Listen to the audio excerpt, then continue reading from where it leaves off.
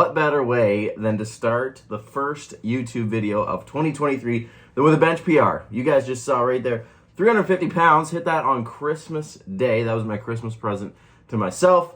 And yeah, I was pretty stoked about that. And honestly, it moved like reasonably well. I still think there might have been like another like 5-ish pounds left in there. But you know what's crazy is that one of like my lifetime, I guess, lifting goals, you could say, is a 4-plate bench, right? 405 pounds. And as a natural athlete, that's pretty solid. And now it's becoming reasonably realistic. Like, I don't think it's impossible that in my lifetime, like I'm not talking anytime soon, but in my lifetime, I think a 4-plate bench is there, especially if I like, progress my body weight up a little bit heavier and just get stronger with that. I think it's reasonable, but enough about that. Welcome to the first, like I said, YouTube video of 2023. And, YouTube and I got a love-hate relationship. I documented my prep. I'm sure many of you that are watching this video would have followed me, throughout my competitive season for 2022. And I documented that prep pretty extensively. I pretty much religiously posted a video every single week and did that all the way up to the show. I think it was like north of 50 or 60 videos. And, I've had the odd video pop up here and there since then, but, it's just been a struggle to just do that. And my motivation to post definitely hasn't been there. But, one of my, I don't want to say resolutions, but one of my kind of like ideas is like, how can I continue to build, my personal brand outside of just like coaching and competing myself? And obviously, through social media avenues, that's really how you do it, right? And I'm not on the TikTok game. Obviously, I am on Instagram, and Instagram's kind of my main thing. And, trying to put more effort into YouTube seemed like a logical next step. And, I've like had spurts of that in the past, and it's always done well. Don't get me wrong, my videos aren't getting thousands and thousands and thousands of views, but it's, kind of giving a bit more insight into myself and my process within bodybuilding and obviously with coaching and stuff like that. And it's something I want to do more of and really try to put more effort into. I think, I put up a poll the other day about if people wanted to see, somewhat of a weekly YouTube occurrence come back, and it was a resounding yes. Like, people wanted to see that. So here we are. We're doing something. This is going to be just kind of a discussion about my 2023 off season, and the off season's extending past that, but just kind of 2023 as a whole and kind of what this is going to look like for me and for bodybuilding. So we'll back up a little bit. I competed in the spring of 2022. I had 4 shows, and it was really, really good. I went 4 for 4. For those that followed along, you guys obviously saw that. For those that are new to the channel, I did 4 shows in 2022 between end of March and the end of April. Took 4 wins, accomplished some pretty lofty goals, got my WNBF Pro card, OCB Pro card, won a couple overalls, that kind of stuff. So a really, really great season. Worked with Cliff Wilson, who I am still working with in the off season, just in a different manner, and we'll square back up just like we did when the time comes to prep again. But right now we're doing a little bit different, coaching style, you could say.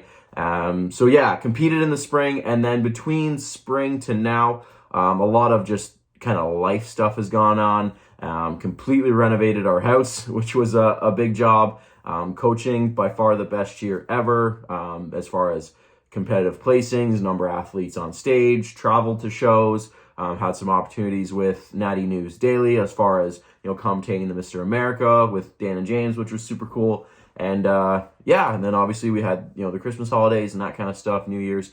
And here we are, first week of January, and I want to kind of break down what this year is going to look like. So on December 7th, I got my little notebook right here. I had a call with Cliff, and we kind of just discussed where I'm at as far as being, April, May, June, July, August, September, October, November, December, basically 8 months post-show, and what that looked like as far as my physique goes, what's progressed, what hasn't, what's good, what's bad, and kind of what the next little phase needs to look like. So post-show, you're getting your body back to normal. You're trying to recover and ditch all the prep, shit that comes with it as far as, hormonal problems, we're going to say, fatigue and that kind of stuff, food focus, all that bullshit. So I gained some weight back pretty quick. I'm not one to try to stay lean post-show. I got back up to, I think, 170 pounds within probably a week and a half to 2 weeks. So basically,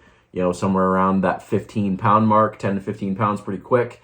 And then I've slowly kind of come back to about 180, and then I maintained that up until just a couple weeks ago. My wife and I went on our honeymoon, and I wanted to look decent for that because we were going to Mexico, and I didn't want to be a fat slob on the beach. So I kind of got back up to 180 and then just hung around that. And, now I'm at a position where we can kind of, I guess, officially kick off the off season. Obviously, after I got back to feeling good around that 170 pound mark, the off season was in effect. But I would say now that the whole Mexico trip is behind me and I'm not just trying to maintain a certain position, you could say the off season is now officially going. So I just wanted to chat about the notes with Cliff, and then kind of give you my insight and mindset going forward. So as far as my physique goes, he was really happy with how things are looking. Certain areas look like they've, starting to knock on that muscle maturity look that people talk about. I'll be 29 at the end of the month, so been, a solid decade of really good training under my belt. And he noted that, after that 10-year mark, you really start to see, that muscle maturity, that hardness to a physique. A mature physique looks different than maybe someone that's only been training for a year or two. And, even at the first stage of my competitive career, when I was 21, 22, things look very different than how they look this year at 28 years old, and will only continue to do so. And, he mentioned that over the next couple of years, by the time I'm, 29, 30, 31, he's pretty confident that things are going to look quite different, which is good. As far as goals going forward, one of the things we talked about was just overall nutrient quality. He mentioned that, he wanted to see me eat more vegetables when I kind of detailed what my typical day of eating looks like. And this is something we've talked about in the past. I'm not one to put a whole lot of effort in the off season as far as vegetables. Fruit, not too much of a big deal. Obviously, most of us like eating fruit, but vegetables is a bit of a stretch. And, he's like, you're devoiding your body of a lot of good things by not eating, all those fruits and vegetables, when you're talking about micronutrients and vitamins and minerals and that kind of stuff. So I've made a solid effort since this conversation happened to consume more vegetables. Right now, what I'm typically doing, so I do a green supplement in the morning. I've always done that. But now during the day, typically 2 meals, I've got some sort of vegetable source. One of them, I've been kind of rolling with just a mixed raw vegetable with some dressing on it. So, mixed peppers, cucumber, spinach, that kind of stuff. And then trying to get another vegetable with another meal. So definitely not a wide, vast plethora of vegetables throughout the day, but more than I was having. And I'm going to continue that moving forward. Even when it gets harder to eat, I'm going to really try to make a conscious effort to try to get more vegetables in. What else did we talk about? Glucose disposal agent I got written down here. Basically what that is it helps utilize carbohydrates. And in the off season, when your carbohydrates get quite high, something like that can be useful. It's not something I've implemented now, but potentially in the future, it might be something to look at. Supplements, we talked about a little bit. He mentioned that potentially throwing in something like ashwagandha and melatonin may be useful on top of my current routine. So just quickly, supplement-wise, pretty standard multivitamin, omega-3, vitamin D in the morning with my greens. Creatine, obviously, glutamine's in there, EAAs, protein powder, standard.